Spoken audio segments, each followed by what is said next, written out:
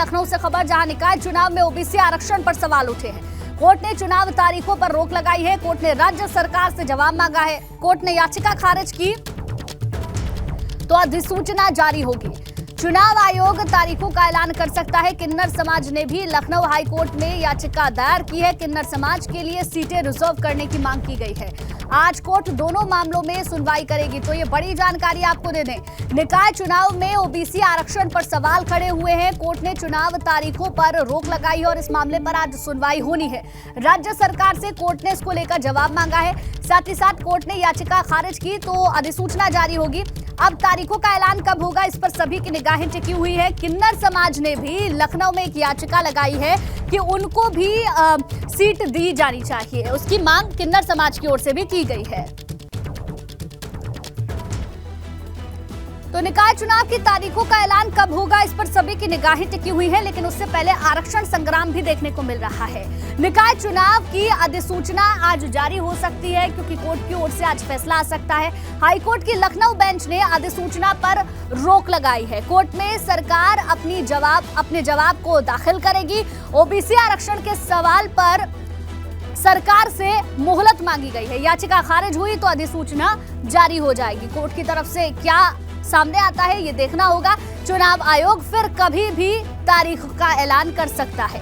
OBC आरक्षण से जुड़े सवाल पर कल सुनवाई हुई थी, तो ये बड़ी जानकारी आपको दे दें। निकाय चुनाव से पहले किस तरीके से आरक्षण संग्राम चल रहा है ये हमने आपको बताया। आज कोर्ट की ओर से क्या कहा जाएगा, इस पर सभी की निगाहें टिकी हैं। याचिका में आरोप क्या है वो जरा आपको बताते हैं। सुप्रीम कोर्ट के स्पष्ट दिशा निर्देशों की अनदेखी की गई है। बिना ट्रिपल टेस्ट के ड्राफ्ट नोटिफिकेशन जारी किया गया है। 5 दिसंबर को ड्राफ्ट नोटिफिकेशन जारी किया गया था। नोटिफिकेशन में ओबीसी वर्ग की आरक्षित सीटों को शामिल किया गया है। ट्रिपल टेस्ट की औपचारिकता नहीं होने पर सामान्य वर्ग के तहत ट्रिपल टेस्ट होगा। आपको बता दें, औपचारिकता नहीं होने पर बड़ा झटका लगेगा। SC/ST सीट को छोड़कर बाकी सीट सामान्य सीट घोषित हो जाएगी। विवेक त्रिपाठी हमारे संवाददाता ज्यादा जानकारी के साथ जुड़ गए हैं, उनसे पूरा अपडेट लेंगे। विवेक, आज का दिन बहुत खास है। कोर्ट में क्या होगा, इस पर सभी की निगाहें टिकी हुई है और उसी के बाद तारीखों के ऐलान भी जल्द से जल्द संभव है, अगर कोर्ट का फैसला उस पक्ष में आता है तो। बिल्कुल, देखिए, आरक्षण की प्रक्रिया चक्रानुक्रम होती है, यानी एक चक्र होता है कि पहले महिला, SC, OBC, सामान्य, इस तरह से एक चक्र होता है। ये जो 5 दिसंबर को आरक्षण जारी हुआ था राज्य सरकार की तरफ से, निर्वाचन को दिया गया था, जो नगर विकास विभाग ने जारी किया था, उसमें ये चक्रानुक्रम व्यवस्था लागू नहीं की गई थी, ऐसा जो याचिका करता है उसका आरोप है।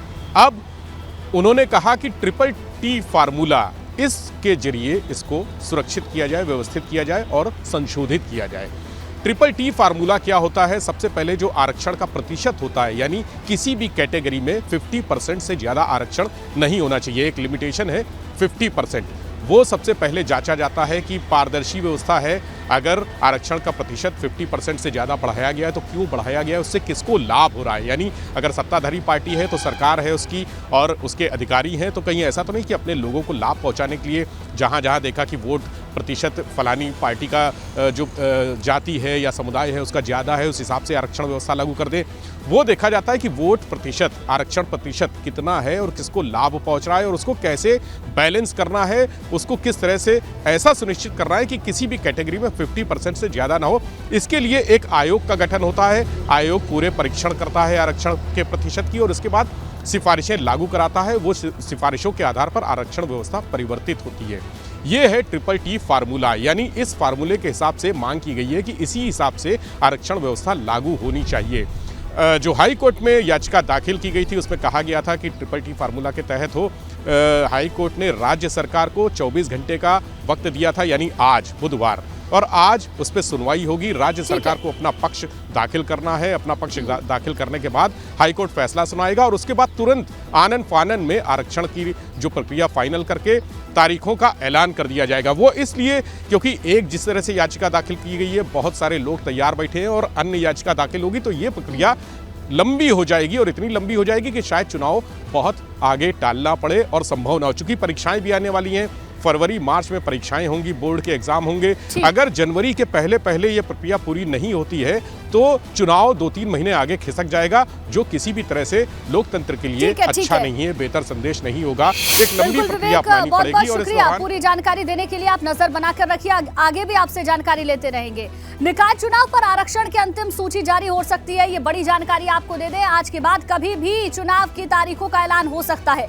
माना जा रहा है विभाग हाई कोर्ट के फैसले का इंतजार कर रहा है। संभावना है कि आरक्षण में आपत्तियों का निस्तारण आज हो सकता है, तो आज के बाद किसी भी दिन तारीखों का ऐलान हो सकता है। ये बड़ी जानकारी आपको दे दें। निकाय चुनाव पर आरक्षण की अंतिम सूची जारी हो सकती है। माना यह जा रहा है कि विभाग हाई कोर्ट के फैसले का इंतजार कर रहा है। संभावना ये जताई जा रही है कि आरक्षण में आपत्तियों का निस्तारण भी किया जा सकता है,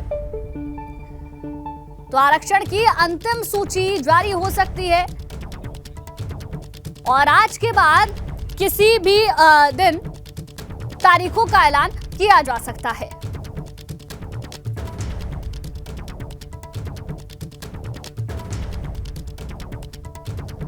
और आरक्षण में जिस तरीके से आपत्तियां दर्ज की गई है और उसका भी निस्तारण आज होना संभव है।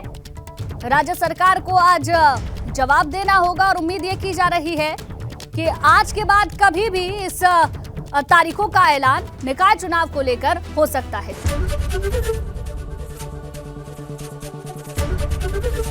एबीपी गंगा, खबर आपकी, जुबान आपकी।